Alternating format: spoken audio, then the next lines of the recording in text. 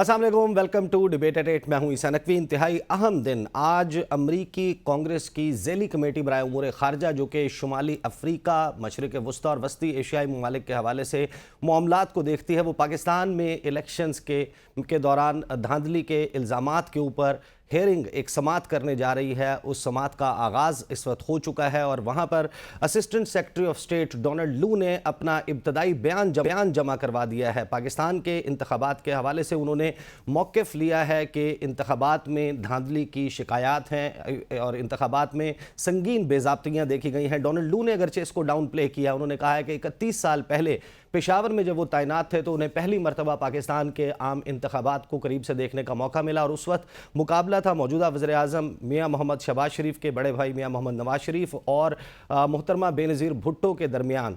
और उस वक्त भी उन्होंने कहा कि मैंने मुशाहिदा किया कि पाकिस्तान में बेज़ाब्तगियाँ भी हुई इंतखाबात में और ये गालिबन एक खासा है पाकिस्तान के इंतखाबात का। फिर वो 8 फरवरी के इंतखाबात के हवाले से जब गुफ्तगू करते हैं तो उन्होंने कहा कि 8 फरवरी के इंतखाबात के फ़ौरन बाद अमरीकी महकमा ख़ारजा ने एक बयान जारी किया जिसमें इन संगीन बेज़ाब्तगियों की निशानदही की गई, इनकी तहकीकात का मुतालबा किया गया और जो पाकिस्तान में इंसानी हकूक़ के हवाले से मीडिया के ऊपर बंदिशें थीं, कदगनें थीं और इंटरनेट और टेलीकम्युनिकेशन सर्विसेज बंद की गई, इसके हवाले से मजम्मत भी की और साथ ही ये कहा कि अमरीकी महकमा ख़ारजा का मुतालबा ये है कि धांधली के इन इल्ज़ामात और मदाखलत के इल्ज़ामात की तहकीकात की जाएँ। अब अमरीकी कांग्रेस की ये सब कमेटी किस किस्म की रिकमेंडेशंस और सिफारिशात अमरीकी इंतज़ामिया को दे सकती है, इसका पाकिस्तान के ऊपर क्या इम्पैक्ट होगा। अगरचे पाकिस्तान का दफ्तर ख़ारजा उसने एक हैरान कुन तौर पर बड़ा ही नर्म मौक़िफ़ इख्तियार किया है। होना तो ये चाहिए था कि पाकिस्तान का दफ्तर ख़ारजा ये कहता कि पाकिस्तान एक वाइब्रेंट डेमोक्रेसी है, हमारे यहाँ इंतखाबात में छोटी मोटी बेज़ाब्तगियाँ ज़रूर हुई हैं लेकिन एक बिल्कुल ही डाउन प्ले करते हुए पाकिस्तान के दफ्तर ख़ारजा ने यह स्टेटमेंट दिया कि वो खैर मकदम करते हैं और अमरीकी लेजिस्लेटिव बॉडी के इस्तेहकाक को तस्लीम करते हैं कि वो पाकिस्तान के इंतखाबात जो कि एक इंटरनेशनल इशू है उसके ऊपर मामलात का जायज़ा लेकर पाकिस्तान और अमेरिका के ताल्लुकात की मजबूती के लिए रिकमेंडेशंस दे। एग्जैक्टली क्या सामने आता है इस ब्रीफिंग से, मुमकिन तौर पर क्या पाकिस्तान के हवाले से कोई संगीन एक्शन रिकमेंड किया जा सकता है और इसका इम्पैक्ट क्या होगा, इस मामले के ऊपर भी आज बात होगी। और इसके साथ ही हमने देखा कि इससे मिलती जुलती स्टोरी पाकिस्तान में एक तरफ वाशिंगटन में ये हो रहा है और पाकिस्तान में साबिक वज़ीर आज़म इमरान खान ने सुप्रीम कोर्ट के हाजिर सर्विस जजेस पर मुश्तमिल एक जुडिशल कमीशन बनाने का मुतालबा कर दिया है। ये कहा गया है दरख्वास्त में कि एक जुडिशल कमीशन बनाया जाए जो इंतखाबात में मुबैना धांधली के इल्ज़ामात की तहकीकात करे और इस तहकीकात के दौरान ही जो वफाकी और सूबाई हुकूमतें हैं उनको काम करने से रोक दिया जाए और धांधली के हवाले से जो भी रिपोर्ट सामने आती है, तहकीकाती रिपोर्ट, उसको पब्लिक किया जाए। इसके अलावा हमने देखा कि आज बहुत ही अहम स्टोरी हुई, एक अहम डेवलपमेंट इस्लामाबाद से कि IMF के साथ पाकिस्तान का जो स्पेशल बायलैटरल अरेंजमेंट था SBA जिसके तहत $3 अरब की रकम पाकिस्तान को मिलना थी, उसकी तीसरी और आखिरी किस्त के लिए स्टाफ लेवल माहिदा पाकिस्तान और अमेरिका के दरमियान तय पा गया है और इसमें पाकिस्तान ने यकीन दहानियाँ करवा दी हैं अमेरिका को। अमेरिका को तो करवाई ही हैं, जो मुलाकातें अमेरिकी सफ़ीर जो हैं वो करते रहे इस दौरान। उन्होंने वज़ीर ख़ारजा से, वज़ीर ख़जाना से, वज़ीर आज़म से, सदर मुमलिकत से, इनसे मुलाकातें की। इसके अलावा IMF को भी ये यकीन दहानी टॉप लेवल से करवा दी गई है कि जुलाई के महीने से गैस और बिजली के नर्ख दोबारा बढ़ा दिए जाएंगे। पाकिस्तान ने एक नए IMF प्रोग्राम की तरफ बढ़ना है जो कि पाकिस्तान में महंगाई का नया तूफ़ान ला सकता है और इसके लिए किस किस्म की शराइत पाकिस्तान पर रखी जा सकती हैं, इससे सेल थ्रू करने के लिए क्या तरीक़ाकार होगा। और एक ऐसा वक्त जब पाकिस्तान ने इंटरनेशनल इन्वेस्टमेंट सीख करनी है, दोस्त ममालिक से सरमायाकारी पाकिस्तान में लानी है और पाकिस्तान की सियासी लड़ाई थमने का नाम नहीं ले रही, तो पाकिस्तान की सियासी लड़ाई का क्या इम्पैक्ट पाकिस्तान में इन्वेस्टमेंट्स और इन फंड्स की आमद पर IMF के प्रोग्राम पर हो सकता है, इस मामले को भी आज प्रोग्राम में डिस्कस करेंगे। इसके अलावा सुप्रीम कोर्ट से बड़ी खबर आज ये आई कि 5 मुल्ज़मान 9 मई के उनकी ज़मानत मंजूर कर ली गई है। उससे भी ज़्यादा इंटरेस्टिंग जो है वो रिमार्क्स हैं जो मुख्तलिफ जजेस की जानिब से सुप्रीम कोर्ट की जानिब से सामने आए। बहरहाल अब 9 मई जो है उसके हवाले से रियासत का मौक़िफ़ ये है कि जितने भी इसमें मुलव्वस अफराद हैं, चाहे उसके फैसिलिटेटर्स हैं, मनसूबा साज हैं, उनको कैफ़रे किरदार तक पहुँचाया जाएगा। लेकिन सुप्रीम कोर्ट के रिमार्क्स आज वाज़े तौर पर एक डायरेक्शन जो है वो सेट करते हुए नज़र आते हैं कि 9 मई के मुल्ज़मान जिनके हवाले से ठोस एविडेंस मौजूद है उनको को सज़ा दी जाए और जो जिनके ऊपर सिर्फ इल्ज़ाम है और इल्ज़ाम साबित नहीं हो सकता before a court of law, उनके लिए थोड़ी सी छूट बनती हुई दिखाई दे रही है। एंड लास्टली आज 2 मज़ीद मुकदमात में हैं जिसमें साबिक वज़ीर-ए-आज़म इमरान खान को बरी और दीगर जो रहनुमा है पाकिस्तान तहरीक इंसाफ के उनको बरी कर दिया गया है। इमरान खान के हवाले से जो मुकदमात 25 मई की लॉन्ग मार्च के दौरान तोड़ फोड़ के मुकदमात कायम किए गए थे, उनमें भी उनको बरी कर दिया गया है। तो ये है वो मंजरनामा जिसमें हम अपनी गुफ्तगू का आगाज़ करने जा रहे हैं। मुझे कर रहे हैं स्काइप के ज़रिए जनाब ज़ैन कुरैशी साहब, पाकिस्तान तहरीक इंसाफ के रहनुमा हैं, और इसके अलावा पाकिस्तान पीपल्स पार्टी से अब्दुल कादिर मंदोखेल साहब मुझे ज्वाइन कर रहे हैं। गुफ्तगू का आगाज़ जो है वो ज़ैन कुरैशी साहब से करूँगा। कुरैशी साहब, आपका एक प्रायर एक्सपीरियंस भी है अमरीकी महकमा खारजा के साथ काम करने का। ये जो कांग्रेशनल हियरिंग हो रही है इस वक्त पाकिस्तान के हवाले से, और इसके ऊपर डोनाल्ड लू का जो इब्तदाई बयान सामने आया है, डू यू थिंक कि पाकिस्तान के लिए कोई मुश्किलात पैदा हो सकती? बिस्मिल्लाहिर्रहमानिर्रहीम। नकवी साहब, सबसे पहले तो शुक्रिया, आपने प्रोग्राम में बुलाया। देखिए, जिस तरीके से अमेरिकन सेटअप है उसके अंदर वो अपनी कांग्रेशनल हियरिंग्स को बड़ी अहमियत देते हैं। किसी भी जमहूरी मुल्क के अंदर जब मुंतखब नुमाइंदे किसी को भी अपने आगे बुलाते हैं कांग्रेशनल हियरिंग के अंदर, तो उसको अहमियत देनी चाहिए। हमारा मौकिफ डे 1 से ये रहा है कि पाकिस्तान के अंदरूनी मामलात के अंदर मुदाखलत हुई, पाकिस्तान के अंदर एक रजीम चेंज ऑपरेशन हुआ, जिसके नतीजे में इमरान खान साहब की मुंतखब हुकूमत को घर भेजा गया, और जो कुछ उसके बाद सारा हुआ है आपने अपने इंट्रो में भी बताया, और उस पर हमें मजीद रिपीट करने की जरूरत नहीं है। आज वो शख्स जिसने धमकी दी थी पाकिस्तान को, या जिसको आप साइफर बुलाते हैं, अब साइफर की कंटेंट्स के ऊपर मैं जाऊंगा तो तफसील कहानी कहीं और चली जाएगी, उस शख्स को कांग्रेशनल हियरिंग में बुलाया गया है। आज तकरीबन शाम 7:15 पाकिस्तान टाइम पे उनकी हियरिंग होनी है, और वो गालिबन लाइव टेलीकास्ट की जाएगी। तो मैं तो सारे पाकिस्तानियों से कहूंगा कि वो भी सुने कि वो क्या कहते हैं, और जो इमरान खान साहब का एक मौकिफ था वो दुरुस्त साबित हो रहा है आज कि एक बैरूनी मुदाखलत की गई थी।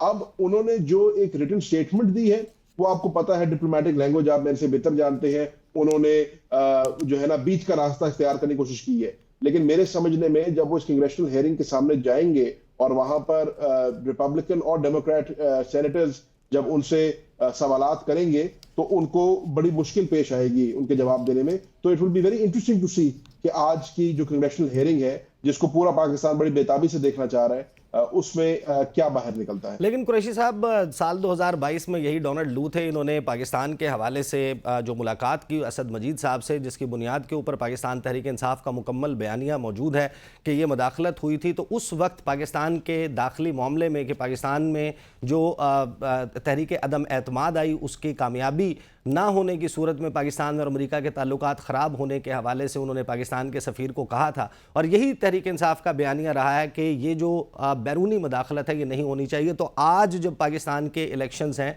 जो पाकिस्तान का अंदरूनी मामला है, इसके ऊपर अगर हेयरिंग और समाअत के नतीजे में कोई स्ट्रॉन्ग रिकमेंडेशंस दी जाती हैं कि रिकग्निशन ना की जाए नई तश्कील पाने वाली हुकूमत की, या पाकिस्तान की इमदाद या पाकिस्तान के साथ असिस्टेंस कोऑपरेशन बंद कर दिया जाए, तो ये भी तो एक तरीके से पाकिस्तान के मामलात में मुदाखलत हुई। तो आप या तो उस वक्त जो है वो स्टैंड ना लेते, या फिर आज आपको ये स्टैंड लेना चाहिए कि अमेरिका कौन होता है पाकिस्तान के हवाले से इस किस्म का कोई फैसला करने वाला। पहली बात तो नकवी साहब, देखिए आपने अस्यूम कर लिया कि ऐसा कुछ होगा।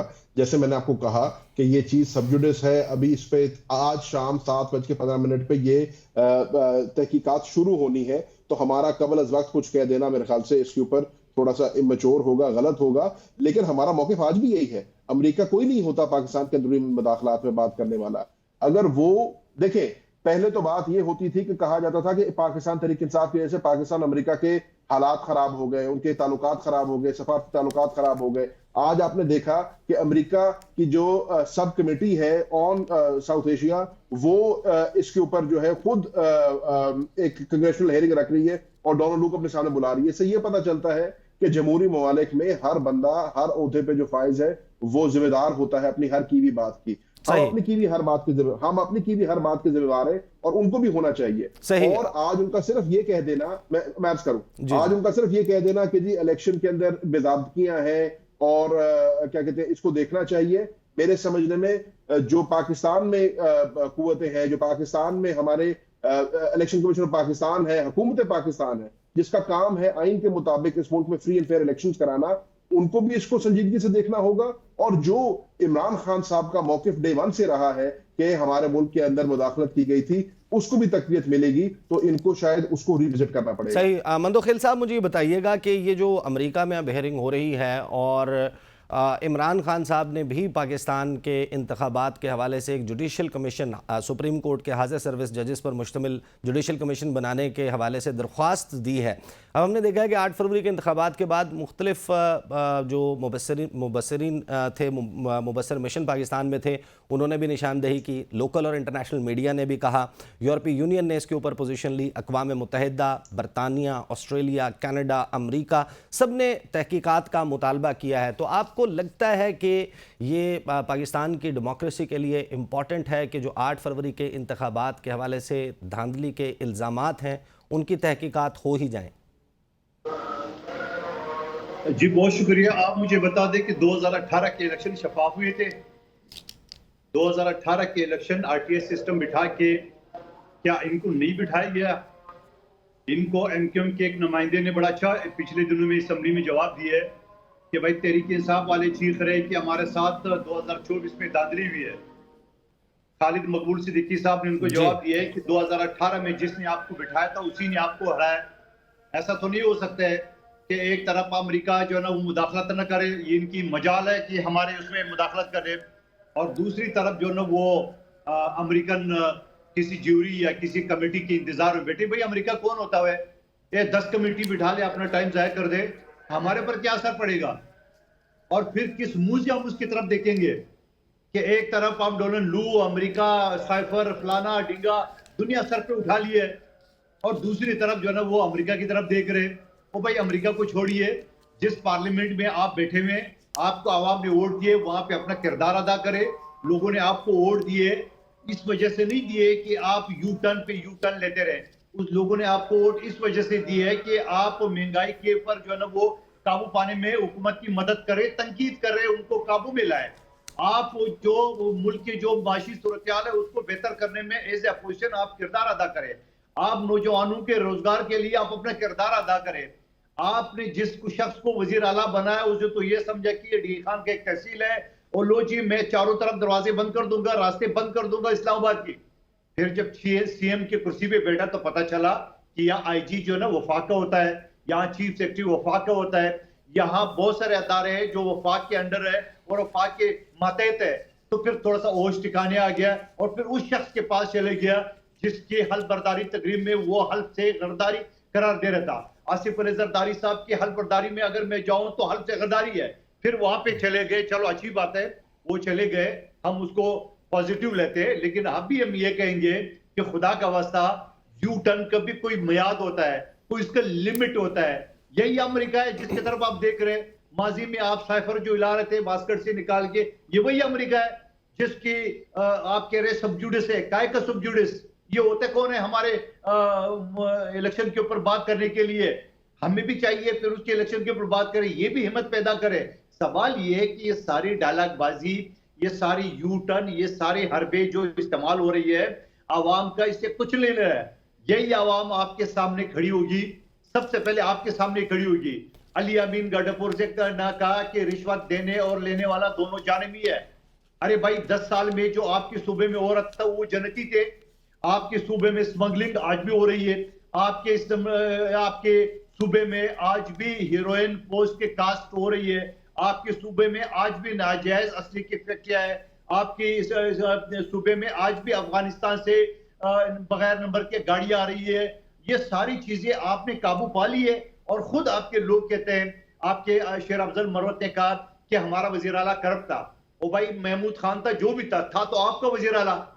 जब वो करप्ट आदमी था जो 25 लाख उसको दिन के मिल रहे, आपको नजर नहीं है। सवाल ये कि इनको ये समझा दे कि इनको खुद समझ में नहीं आ रहा है कि वो कौन सा मुद्दा पकड़ के सियासत। मंदोखिल साहब मैं जवाब कुरैशी साहब से इसके ऊपर लेता हूं, लेकिन आप जो कह रहे हैं कि कोई फ़र्क नहीं पड़ता और कोई फ़र्क नहीं पड़ेगा अमेरिका की इस हेयरिंग से, लेकिन यहाँ पर शहबाज शरीफ साहब जिस तरीके से हमारे वज़ीर-ए-आज़म अमरीकी सफ़ीर को एंटरटेन कर रहे हैं, बिछे हुए नज़र आते हैं। ये माजी में कभी नहीं देखा गया कि अमरीकी सफ़ीर जो है उसकी कॉल ऑन को मीटिंग करार दिया जाए और वज़ीर-ए-आज़म के साथ वज़ीर ख़ारजा, उसके साथ assistant special assistant to the prime minister, उनके साथ सेक्रेटरी ख़ारजा, उनके साथ जॉइंट सेक्रेटरी, इतने बड़े बड़े अफसरान नोट टेकिंग के लिए बैठ जाएं अमरीकी सफ़ीर के, तो अमरीकी सफ़ीर के सामने इस हुकूमत की जो जी हजूरी है वो समझ से बालातर है।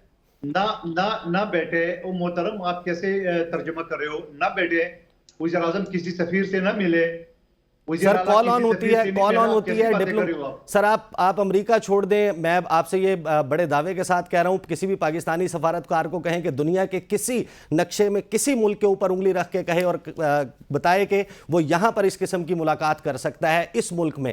अमेरिका तो छोड़ें, यूरोप, बरतानिया छोड़ें, यही चीजें आप ज़ैन कुरैशी साहब को बता दें। जिस तरह इमरान खान साहब आईएसआई हेडक्वार्टर पे के दौरे करते थे, जिस तरह डीजी आईएसआई की कुर्सी में बैठते थे, मैंने तो माजी में हल्फिया कह रहा हूं, मैंने कभी वज़ीर आज़म को नहीं सुना था। वो चीजें आप भूल गए। सर मैं अमेरिका के मैं अमेरिकी सफीर के रेफरेंस में बात कर रहा था। एक तरफ अमेरिका को आगे नहीं देना, दूसरी तरफ पूरा का पूरा अमेरिका की जो फौजियों की इनखिलाती है वो इस्लामाबाद एयरपोर्ट से हो रही थी, आपने नहीं देखा? ज़ैन कुरैशी साहब जवाब दीजिए, मुझे ब्रेक पे जाना है, उससे पहले आप जो जवाब बड़े मंदोखेल साहब मेरे लिए काबिल इज्जत है, लेकिन बदकिस्मती की बात है उनके बेचारे के पास जवाब कोई नहीं था। सवाल कांग्रेसनल हेयरिंग का हुआ है, उन्होंने खत्म जो है अली अमीन और केपी की हुकूमत के ऊपर की है। सवाल कुछ है, जवाब कुछ दे रहे हैं। हकीकत ये कहते हैं पार्लियामेंट अपना रोल अदा करें। हम पार्लियामेंट पर अपना रोल अदा कर रहे हैं, हम इलेक्शन कमीशन को पाकिस्तान के पास गए हुए हैं, हम अमेरिका की तरफ नहीं देख रहे। अमेरिका के अंदर अगर एक कांग्रेसनल हेयरिंग बुलाई गई है जिसमें डोनाल्ड लू को बुलाया गया है, हम फकत इतना कह रहे हैं कि जो इमरान खान और तहरीक इंसाफ का मौकिफ था उसको तकवीत मिल रही है, जो हम बात कर रहे थे वो आज दुरुस्त साबित हो रही है। इसलिए उन्होंने उनको ये मुनासिब लगा कि वो डोनाल्ड लू को बुलाकर उससे सवाल जवाब करें। दूसरी बात, ये सवाल कुछ होता जवाब कुछ दे रहे हैं। इनकी बात छोड़े, बिलावल भुट्टो साहब की बात मान लें। बिलावल भुट्टो साहब ने कौमी असेंबली में जो पहली तकरीर की है ये 2024, ये कहते हैं, आप इनसे सवाल करेंगे तो ये कहेंगे जी क्या 2018 में जो हुकूमत आई थी वो कैसे आई थी? भाई आपकी बात मान लेते हैं, बकौल आपकी अगर 2018 की हुकूमत ठीक नहीं आई थी तो क्या इसका मतलब ये ठीक है जो 2024 की हुकूमत आ रही है वो जिस तरीके से आ रही है वो ठीक है? बिलावल भुट्टो जरदारी साहब की बात मान लें। बिलावल भुट्टो जरदारी साहब ने अपनी पहली तकरीर में यह बात की कि मैं 2 दफा मुंतखब होकर ऐवान में आया हूं और दोनों दफा इलेक्शन के ऊपर सवालिया निशान उठे हैं। मैं चाहूंगा कि आज ऐसा निजाम बन जाए इस मुल्क में कि जब इंशाल्लाह मैं तीसरी दफा मुंतखब होकर आऊं तो ये निशान ना उठे। तो कहने का मकसद ये है, अगर पहले माजी में कुछ गलत हुआ है, इसका ये मतलब नहीं आप उसको सपोर्ट करें ये कह के कि अब भी जो गलत हो रहा है वो ठीक है। गलत हुआ है, इस मुल्क में मैंडेट को चुराया गया है, इस मुल्क में मैंडेट पर डाका डला गया है और इसके ऊपर जैसे इमरान खान साहब ने कहा इंक्वायरी होनी चाहिए, इसके ऊपर जुडिशल कमीशन बैठना चाहिए। Two wrongs don't make one right. मुझे ब्रेक लेनी है, आप मेरे साथ रहिए, आप मेरे साथ रहिए, मंदोखेल साहब आप मेरे साथ रहिए। ब्रेक के बाद वापस आएंगे तो बात करेंगे क्या पाकिस्तान तहरीक इंसाफ IMF के लॉन्ग टर्म प्लान के लिए हुकूमत के साथ ताउन करेगी या नहीं। बात करते हैं आफ्टर द ब्रेक।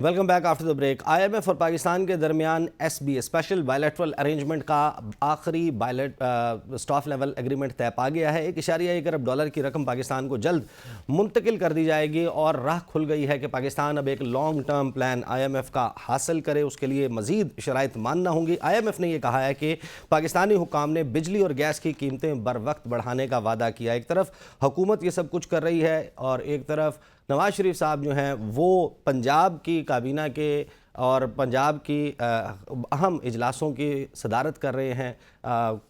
को चेयरमैन के तौर के ऊपर वो बैठे हुए नज़र आते हैं मरीम नवाज साहिबा के साथ और ये कह रहे हैं कि किससे पूछकर जो है ये कीमतें बढ़ाई जा रही हैं, IMF के कहने पर कितना आवाम के ऊपर मज़ीद बोझ डाला जाएगा। इस सारे सिनेरियो में पाकिस्तान की सियासी जमातें पाकिस्तान की इस इकनॉमिक लाइफ लाइन के लिए क्या किरदार अदा करेंगी। ज़ैन कुरैशी साहब मुझे बताइएगा कि IMF के साथ अब एक लॉन्ग टर्म एग्रीमेंट होना है। गुज़श्ता साल जुलाई की गालिबन 7-8 तारीख को ज़मान पार्क में एक मुलाकात हुई थी एस्तर पेरिस और नेथन पोर्टर। उन्होंने इमरान खान साहब से कंसेंट लिया था उस स्पेशल बायलैटरल अरेंजमेंट के हवाले से। तो यकीनन अब भी इस मरतबा भी तहरीक इंसाफ से गालिबन बातचीत की जाएगी जब पाकिस्तान एक लॉन्ग टर्म IMF एग्रीमेंट की तरफ जाएगा। तो क्या पाकिस्तान तहरीक इंसाफ मुल्क की वसीतर मफाद में और मईशत को संभाला देने के लिए इस पर ताउन करेगी, या इस मरतबा आप लोग डिफरेंटली रिएक्ट करेंगे? सर, पहली बात तो ये है कि पहले इन्होंने वावेला मचाया कि जी IMF इमरान खान से क्यों मिलती है, या तहरीक इंसाफ ने IMF को खत क्यों लिखा, उसके ऊपर एक ये मुल्क दुश्मनी की, सारा कुछ किया। जब खत मंजर आम पे आया, आपने देखा कि खत में कोई ऐसी चीज नहीं थी, कोई मुल्क दुश्मनी नहीं थी, एक उसके एक इतना बड़ा तमाशा बनाया हुआ था। आज आपने देखा कि SBA जो है $3 बिलियन का SBA उनकी स्टाफ लेवल एग्रीमेंट इसके ऊपर हो गई है। तो एक चीज तो अब इसको हम हमेशा के लिए जो कहते हैं ना साइड पे कर दें कि पाकिस्तान तहरीक इंसाफ के किसी भी अमल से कोई प्रोसेस के अंदर किसी की ताखीर है या कोई मसला हुआ, ये तो नहीं हुआ। दूसरी बात ये है, हमारा मानना ये है, ये जो हुकूमत है इसने मैंडेट चुराया है। इसके पास वो इख्तियार ही नहीं है कि ये पाकिस्तान के लोगों के फैसले करें। हम कहते हैं नो टैक्सेशन विदाउट रिप्रेजेंटेशन। ये चुराए हुए मैंडेट के साथ आए हैं, ये पाकिस्तान की तकदीर के फैसले कैसे कर सकते हैं? इन्होंने आते साथ बड़ी बड़ी बातें की थी, लेकिन हकीकत ये है कि ये उन सारे अपने वादों से पीछे चले गए हैं। आपने देखा कल गैस की कीमत ऑलरेडी बढ़ा दी गई है। अब खदशा ये है कि बिजली और गैस के रेट और बढ़ेंगे। अभी इसकी एग्रीमेंट के जो डिटेल्स हैं वो मंजर आम पर नहीं आए, लेकिन अखबार में ही मैंने पढ़ी है सुबह खबर कि खदशा ये है कि CPEC के प्रोजेक्ट्स की फंडिंग को भी रोकने की बात की जा रही है। तो ये वो इजाफी फंड्स, मैं वो इजाफी फंड्स रोकने की बात की है कि जो इजाफी फंड्स हैं वो रवा साल जारी नहीं किए जाएंगे, जो मुख्तस गुज़श्ता बजट में कर दिए गए थे। तो ऑब्वियसली, लेकिन ये एक बड़ा एक कंसर्न जरूर है। मैं आई एग्री विद दैट कि चाइना का मामला मेजर कंसर्न है, ये बहुत मेजर कंसर्न है। इसके ना सिर्फ पाकिस्तान के ऊपर इकोनॉमिक असरात होंगे, बट ये ऐसे इकदाम है जो पाकिस्तान की फॉरेन पॉलिसी को हर्ट करेंगे। चाइना वो मुल्क है जिसने पाकिस्तान का हर अच्छे बुरे वक्त में साथ दिया है, और ये पाकिस्तान और चाइना की रिलेशनशिप का सबसे मेन अगर कोई एस्पेक्ट है तो वो CPEC का इनिशिएटिव है। अगर आप ऐसा करते हैं और एक रनिंग प्रोजेक्ट की फंडिंग रोकते हैं, तो ये वो इकदाम है जिनके माशती तौर पर भी हमें नुकसान होंगे और फॉरेन पॉलिसी के नुकसान भी होंगे। सही। इसलिए अभी इस CBA को बारीकबीनी से देखना होगा, इस एग्रीमेंट को बारीकबीनी से देखना होगा। दूसरी बात, आपने जो मियां नवाज शरीफ साहब की बात की, तो मैं उस पर यही कहना चाहूंगा कि ये मुल्क को और सूबे को अपनी जाती जागीर समझ के जो है उसको चलाने की कोशिश कर रहे हैं। ये बात करें कि जी अमेरिका कौन होता है पाकिस्तान के मामलात में मुदाखलत करने का? मियां नवाज शरीफ किस कैपेसिटी में जाकर एक कैबिनेट लेवल की मीटिंग में बैठे हैं? उनको अगर मीटिंग में बैठना है, अपनी पार्लिमानी पार्टी की मीटिंग में जरूर बैठे, अपनी पार्लिमानी पार्टी को जरूर हेड करें, लेकिन जहां पे स्टेट का काम हो, जहां पे एग्जीक्यूटिव का काम हो, वहां पर मियां नवाज शरीफ का कोई तुक नहीं बनता मीटिंग में बैठने का भी, लीव अलोन उस मीटिंग को चेयर करने का। सही। मंदोखिल साहब, जो अब IMF के साथ पाकिस्तान का आगे प्लान होने जा रहा है, एक नया एक लॉन्ग टर्म प्रोग्राम, उसके साथ बड़ी कड़ी शराइत आएंगी। आगाज़ में ही हमें पता चल रहा है कि पेंशन जो है उसको थोड़ा सा तब्दील किया जा रहा है, कोई नई स्कीम लाने पर गौर हो रहा है। पाकिस्तान के जितने भी स्टेट ओन्ड एंटरप्राइजेज़ हैं उनके बेचने की बात हो रही है, निजकारी की बात हो रही है। उसके अलावा जो है हमने देखा कि बहुत टैक्स के स्लैब्स जो हैं वो तब्दील होंगी, इजाफी टैक्सेस लगेंगे, बिजली के जो थेफ्ट के और लाइन लॉसेस हैं उनको एक आम सारिफ के ऊपर मुंतकिल किया जाएगा। जब ये सब कुछ हो रहा होगा, पाकिस्तान पीपल्स पार्टी उसके मंशूर में मौजूद वादे नारे 200-300 यूनिट्स तक बिजली फ्री देने के हवाले से के सोलर की तरफ जाएंगे और ये सब कुछ मुंतकिल किया जाएगा। इस सारे सिनेरियो में पाकिस्तान पीपल्स पार्टी क्या हुकूमत के ऊपर ज़ोर नहीं देगी कि आम आवाम का ख्याल रखा जाए, और अगर नहीं रखा जाता तो क्या आप सपोर्ट करेंगे ऐसे IMF प्रोग्राम को? देखिए, पहली बात तो ज़ैन कुरैशी साहब ने जो कही है नवाज शरीफ साहब के हवाले से, क्या ये भूल गए कि इमरान खान साहब पुख्तनख्वा हुकूमत की बाकायदा तमाम ब्यूरोक्रेसी की तमाम काबीना की वो सदारत करते रहे। वो माजी में ठीक था, आज ये गलत है, चलो कोई बात नहीं है। दूसरी बात उन्होंने कहा CPEC के हवाले से, क्या PTI के दौर में CPEC को रोका नहीं गया, क्या बंद नहीं किया गया? ये भी तारीख गवाह है। आज बड़े ही उनको अफसोस हो रहा है CPEC के फंड को कटौती के लिए और ये सारी सूरत-ए-हाल के लिए। दूसरी बात, जब आपने पीपल्स पार्टी की बात की, यकीनन पीपल्स पार्टी एक महंगाई के हवाले से या वो जो सोलर एनर्जी का जो हमारा प्लान था और है उसके हवाले से, और फिर निजकारी के हवाले से बहुत सारे इश्यूज है जो हमारे मुस्लिम लीग नून के साथ उनके ऊपर बातचीत करना बाकी है। उसकी वजह ये है कि हमारा ये कहना है कि जिस अदारों को मैं प्रैक्टिकली देख चुका हूँ कि मैं जो पिछले हुकूमत में मैं स्पेशल कमेटी का चेयरमैन था और ये तमाम वफाकी अदारे जो उनके मुलाजमीन है उनके केसेस में डील करता था, अदारे बैठ चुके हैं, इसमें कोई शक नहीं है। मगर आप कौन सा अदारा बेचेंगे? आप स्टील मिल बेचेंगे, आप वापडा बेचेंगे, आप उसको पोर्ट कासिम बेचेंगे, मतलब कौन सा अदारा? कुछ 250 के लगभग अदारे वफाकी, कौन सा बेचेंगे? हमारा उसमें यह कहना है कि माजी में भी आपको याद होगा स्टील मिल जहाँ कोडियों के दाम में बेचा गया और उस वक्त चीफ जस्टिस ने 100 मोटो लिया था, और फिर उसके बाद वजीर आला सिंध जो मौजूदा हमारा मुराद अली शाह साहब, उसने ऑफर किए कि आप सिंध हुकूमत को दे दे, अगर आपने बेचना है तो सिंध हुकूमत को बेच दे। सवाल ये कि हम ये कहना है कि आज से 45 साल पहले शेख जुल्फकार अली भुट्टो ने जिस स्टील मिल की बुनियाद रखी, अभी तो चाहिए कि हम 100 से ज्यादा इस तरह और यूनिट हम बनाते पाकिस्तान में, हमने उन्हीं को भी नहीं चलाया। क्यों नहीं चलाया? किसकी गफलत है, किसकी कोताही है, इसकी निशानदेही जरूर होनी चाहिए। ये नहीं कि एक बंदा मरीज हो गया, बीमार हो गया, आप बजाय अस्पताल में इलाज कराने के लिए आप उसको कब्रिस्तान की तरफ भेज रहे।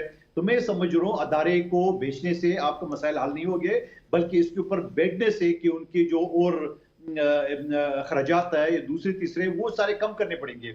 और फिर सबसे पहले मैं हमेशा की तरह आज भी ये कहूंगा, हमारी ब्यूरोक्रेसी जो है ना वो बेलगाम हो चुकी है।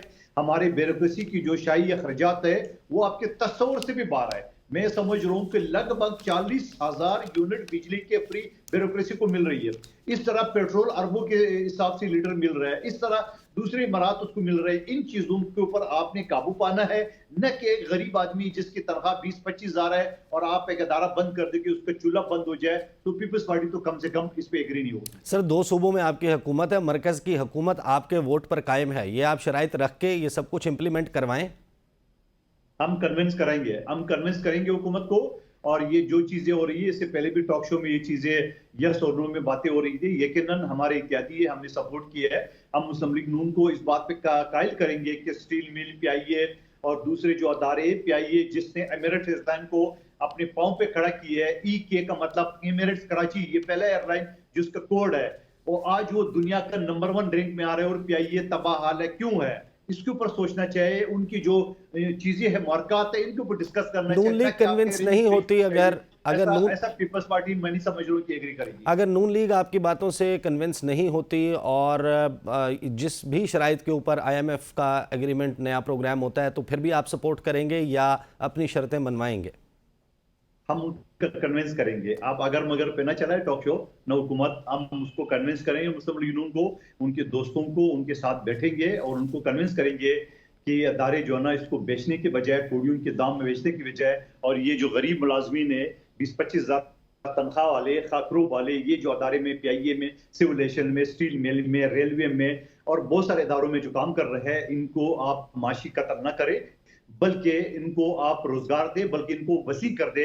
ऐसे अदारे मजीद खोले जाए ताकि लोगों को रोजगार मिल जाए। लेकिन इसका मतलब ये नहीं है कि आप कोडियों के दाम बेच के सही और जो ना वो गलत वोट दे। पीपल्स पार्टी मैं नहीं समझ रहा हूँ इस पे एग्री होगी। सही, पीपल्स पार्टी एग्री नहीं होगी। जैन कुरैशी साहब, मंदोखेल साहब ने कहा कि आज आप एतराज़ कर रहे हैं कि मियाँ साहब जो हैं वो सोलर पैनल्स के हवाले से पंजाब हुकूमत के इजलास की सदारत कर रहे हैं अपनी साहबजादी मरीम नवाज साहिबा के साथ मिलकर, जो कि पंजाब की चीफ मिनिस्टर हैं। तो कल आपको ये एतराज़ क्यों नहीं था जब खान साहब ये कर रहे थे? What's your take? सर, मैं हैरान इस बात पे हो रहा हूँ। पता नहीं, शायद मंदोखेल साहब को कोई ऐसी बात पता है जो मुझे नहीं पता। मुझे ये बता दें, इमरान खान ने कौन सी KPK की काबीना की मीटिंग की सदारत की थी? कभी जिंदगी में नहीं की। ये कह रहे हैं कि हमारे दौरे हुकूमत में CPEC के मंसूबे रोक दिए गए थे। ये स्वीपिंग स्टेटमेंट्स है।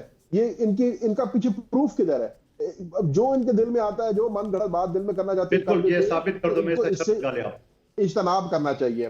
दूसरी बात, इन्होंने अच्छी बात की है, जो इनकी बात से मैं अग्री करता हूं, वो ये है कि बिल्कुल निजकारी इनको नहीं करनी चाहिए, प्राइवेटाइजेशन इनको नहीं करनी चाहिए, इनको ऑर्गेनाइजेशंस को लीन करना चाहिए, क्योंकि इनकी आदत है, इन्होंने कौड़ियों के दाम चीजें बेच देनी है। और आज अगर ये हुकूमत का हिस्सा है और ये कह रहे हैं उनको मना पाएंगे तो खुशाइन बात है, अल्लाह करे इनको मना पाए। वैसे इनका अपना ट्रैक रिकॉर्ड कोई इतना अच्छा नहीं है।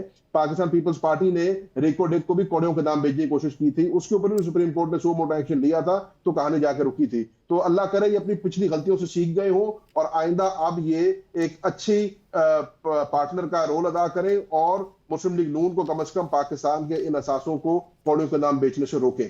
सही। बहुत बहुत शुक्रिया। जैन कुरैशी साहब हमारे साथ मौजूद थे, कादिर बंधु हमारे साथ मौजूद थे। ब्रेक लेंगे और ब्रेक के बाद उस स्टोरी के ऊपर बात करेंगे जिसका ज़्यादा आपको चर्चा जो है वो पाकिस्तानी मीडिया पर दिखाई नहीं देगा। उसको कहा जाएगा कि निजी हाउसिंग सोसाइटी है, वो मामला है बहरिया टाउन का। कहा जाएगा प्रॉपर्टी टाइकून, नाम नहीं लिया जाएगा, नाम है मलिक रियाज। स्टोरी क्या है, बात करते हैं आफ्टर द ब्रेक।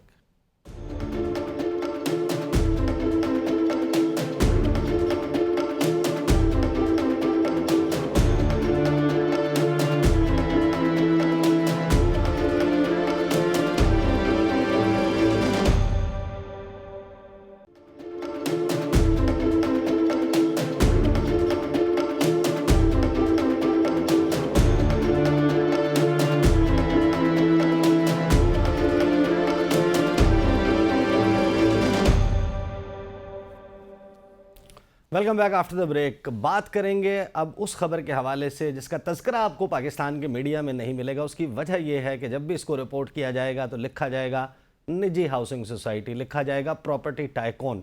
ऐसा नहीं है कि इन दोनों के नाम नहीं है। निजी हाउसिंग सोसाइटी का नाम है बहरिया टाउन और जिनको प्रॉपर्टी टाइकून कहा जाता है ये कतन उनका नाम नहीं है, उनका नाम है मलिक रियाज हुसैन।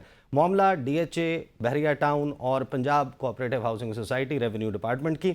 ये मामला कैसे आज सुप्रीम कोर्ट ऑफ पाकिस्तान में पहुंचा, डायरेक्शन ऑफ द केस क्या नज़र आती है। माजी में भी हमने देखा कि बहरिया टाउन के मालिक मलिक रियाज साहब, उनके बहुत सारे मामलात बहुत सारे फोरम्स पर उठाए गए लेकिन फिर वो गायब हो गए कहीं। आज सुप्रीम कोर्ट ऑफ पाकिस्तान में क्या हुआ और ये मामला अब क्या माजी की तरह ही सेटल डाउन हो जाएगा या इस मरतबा कुछ मुख्तलिफ होगा। बात करने के लिए मेरे साथ स्टूडियोज़ में मौजूद हैं बशारत राजा साहब, ABN के लिए सुप्रीम कोर्ट ऑफ पाकिस्तान को कवर करते हैं और मुझे ज्वाइन कर रहे हैं फ़हीम ज़मान खान साहब, फॉर्मर एडमिनिस्ट्रेटर कराची हैं। इन तमाम मामलात में किस तरीके से पाकिस्तान में हाउसिंग सोसाइटियाँ क्या कुछ करती हैं, इस सारे मामले पर बड़ी गहरी नज़र रखते हैं। बशारत राजा साहब, क्विकली ज़रा हमें बताएँ मामला क्या है, सुप्रीम कोर्ट ऑफ पाकिस्तान में क्या हुआ। बिस्मिल्लाहिर्रहमानिर्रहीम। बहुत शुक्रिया नकवी साहब। जिस तरह आप कह रहे थे कि ये आज नाम नहीं लिया जाता, तो आज जब समाअत शुरू हुई इस केस की तो समाअत पहले तो वो लाइव नहीं थी। फिर चीफ जस्टिस साहब को पता चला कि ये मामला जो है ना, ये पाकिस्तान टेलीविज़न और TV में कहीं भी दिखाया नहीं जाता जो कुछ होता है। उन्होंने ऑर्डर किया कि इसको लाइव टेलीकास्ट किया जाए। ये केस था बहरिया टाउन और DHA के बीच में और पाकिस्तान कोऑपरेटिव सोसाइटी 189 में ये बनी थी और टोटल 1989 में, जी 1989 में, 1989 में इसका उस वक्त उसके जो उस सोसाइटी के जो मेंबरान थे उन्होंने मीटिंग की और कहा कि जी ये जो सोसाइटी है ये हम 2004 में वो आगे जाकर उसका बहरिया टाउन को देते हैं। बहरिया टाउन को वो जी जमीन उनकी मुंतकिल और टोटल रकबा था सोसाइटी का 2882 कनाल। लेकिन जो बहरिया टाउन को जमीन उसकी मुंतकिल हुई वो हुई 2833 कनाल। टोटल ये 16 करोड़ का सौदा हुआ था। बहरिया टाउन ने यहाँ पर ये चला और ये ज़राई ज़मीन थी, जी बिल्कुल एग्रीकल्चर, वो सारी ज़राई ज़मीन थी। और आज सुप्रीम कोर्ट ने इस पर जो है वो चीफ जस्टिस साहब ने कहा कि ज़राई ज़मीनें तबाह करना ये बड़ा ख़तरनाक बात है और ये ज़राई ज़मीन हम किसी को तबाह नहीं करने देंगे, ये पाकिस्तान का और पाकिस्तान की आवाम का असासा है, ये चीफ जस्टिस साहब का कहना था। और उन्होंने ये भी कहा आज की ये जो हाउसिंग सोसाइटी वाले लोग हैं ना, मलिक रियाज, जायद रफीक और बहरिया टाउन, ये हैं असल पाकिस्तान के मालिक और ये पाकिस्तान को तबाह कर रहे हैं, हम ऐसा नहीं होने देंगे। और ये मामला था असल में फिर ये ज़मीन जो है वो DHA तक कैसे पहुंची? DHA तक इस तरह पहुंची कि DHA के साथ था, DHA के साथ था। तो चालाकी जो की बहरिया टाउन ने वो ये की कि उन्होंने ज़मीन DHA वालों को दे दी। अच्छा, पीछे उनका जो प्रॉमिस था जो उस कोऑपरेटिव हाउसिंग सोसाइटी के जो लोग थे मुतासिन कि हम आपको प्लाट देंगे, लेकिन उन्होंने जब ज़मीन DHA को मुंतकिल की तो उन्होंने प्लाट उनको देने की बजाय वहाँ अस्करी फोर्ट्री बना दिया। और आज जो सुप्रीम कोर्ट में लोग थे वो मुतासरीन थे, उस हाउसिंग सोसाइटी के जो जिनकी ज़मीन गई थी बैरियर टाउन के पास। और यहाँ पर ये कि जितनी भी कोऑपरेटिव हाउसिंग सोसाइटी होती है, यहाँ पर एक इनका एक्ट बना होता है, उस एक्ट को फॉलो करके उसको फॉलो करके आगे इनका सौदे होता है। लेकिन यहाँ पर इसको बिल्कुल फॉलो नहीं किया गया। और आज चीफ जस्टिस ने यह भी कहा कि हमें ये बताएं कि आपने इस कानून की खिलाफ वर्जी क्यों की और ऐसा क्यों किया। ये जितनी भी हाउसिंग सोसाइटी वाले लोग हैं, ये पाकिस्तान को खा रहे हैं, ज़रूरी ज़मीनों पर कब्जा कर रहे हैं। सही। और हमारे राज साहब मेरे साथ ही रहे। सुप्रीम कोर्ट ने ऑब्जर्वेशंस दी कि जो मरकजी किरदार हैं उसमें परवेज़ मुशर्रफ, परवेज़ इलाही और रिपोर्ट उसको किया गया निजी हाउसिंग सोसाइटी, वो है बहरिया टाउन। तो फ़हीम ज़मान खान साहब, मुतासरीन जो हैं उनका मामला है सुप्रीम कोर्ट ऑफ पाकिस्तान में।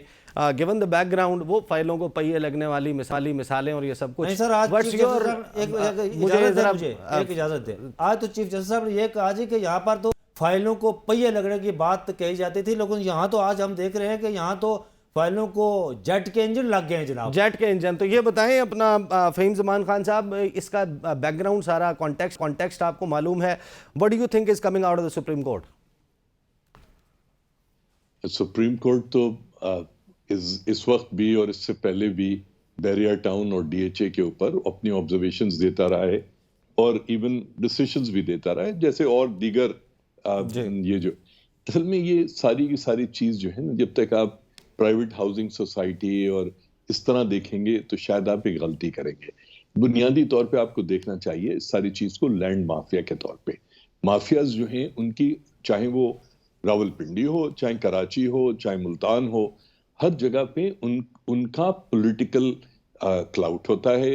वो मलिक रियाज साहब तो कहते रहे हैं कि वो कोई इस मुल्क में कोई काम बगैर रिश्वत के नहीं होता। तो वो बेसिकली अरबाब इख्तदार को, चाहे वो कोई चीफ मिनिस्टर हो या चीफ मिनिस्टर को कंट्रोल करने वाला हो, या मुख्तदर इदारे हो या सिविलियन इदारे हो, इन सबको बेसिकली करप्ट करके काम कर रहे। बैरियर टाउन जो है ना, वो बीमारी नहीं है, वो बीमारी की एक अलामत कह लीजिए। तो आप बैरियर टाउन को आइसोलेशन में मत देखिए। बैरियर टाउन ने तो इस मुल्क में लैंड माफिया की और लैंड माफिया के हवाले से जो चीजें होती रही हैं उसकी एक नई तारीख रकम की है। मगर ये सारी की सारी चीजें इस मुल्क के जो का रूलिंग एलीट या कह लीजिए ताकतवर लोग हैं, वो किस तरह से अवामुल नास के गले पे उल्टी छुरी फेर कर ये पैसे बनाते हैं और किस तरह से ये वो करते हैं ये ऑपरेशन। अच्छा, इसमें सिर्फ लैंड माफिया नहीं, इसमें और बहुत सारी माफियाज इन्वॉल्व होती हैं। ठीक है ना, आपके पास इतना वक्त नहीं है, मैं आपको काश एक्सप्लेन कर सकता, मगर लेकिन सर हुकूमत की क्या मजबूरी होती है कि इस सब की इजाज़त जो है वो दी जाए और करोड़ों अरबों खरबों रुपए आम पाकिस्तानी का कागज़ के टुकड़े की सूरत में पड़ा रहता है, जो कोई प्रोडक्शन भी नहीं दे रहा होता, और वही पैसा अगर किसी छोटे बिजनेस में लगे और लोगों के पास ये ऑप्शन ना हो तो उससे बहुत ही पाकिस्तान में रोज़गार के मौके पैदा हो सकते हैं और सक्सेसफुल बिजनेस स्टोरीज जो हैं वो पाकिस्तान की मईशत के लिए रीढ़ की हड्डी बन सकते हैं। देखिए, आपने लफ्ज़ की हुकूमत इस्तेमाल किया। हुकूमत, ये मसला हुकूमत का नहीं है, ये जो हुकूमती तबकात हैं, ये जो ताकतवर तबकात हैं, उनका मसला है। वो अफराद से मिलकर बनते हैं। हुकूमत तो रियासत को होती है, हुकूमत जो है या रियासत तो अवाम नास की माँ होती है। मगर मैं ये जो हुकूमत में जो लोग, चाहे वो सिंध के अंदर हुकूमतें हों, चाहे वो पंजाब में हों, चाहे KPK में हों, चाहे बलूचिस्तान में हो, बेसिकली जो हुक्काम, जो इस मुल्क के ताकतवर हुक्मरान तबकात हैं, जिनको इस मुल्क के अवाम नास से कोई दिलचस्पी, उनकी बेहतरी से कोई दिलचस्पी नहीं है। अब देखिए, आपने भी कहा कि ऐसा हो तो ऐसा हो तो ऐसा हो तो ऐसा। देखिए, पाकिस्तान दुनिया का 5वां सबसे बड़ा आबादी का मुल्क है। इस मुल्क में क्या नहीं है? जमीन भी है, यहाँ पर मिनरल्स भी हैं, कुदरती वसाइल भी हैं, पानी भी है, मौसम भी है। आखिर अब क्यों जो है अपने पड़ोसी मुल्कों से और जो बैनुल अक़वामी कमिटी है ऑफ नेशंस, उसमें हम पीछे क्यों रह गए?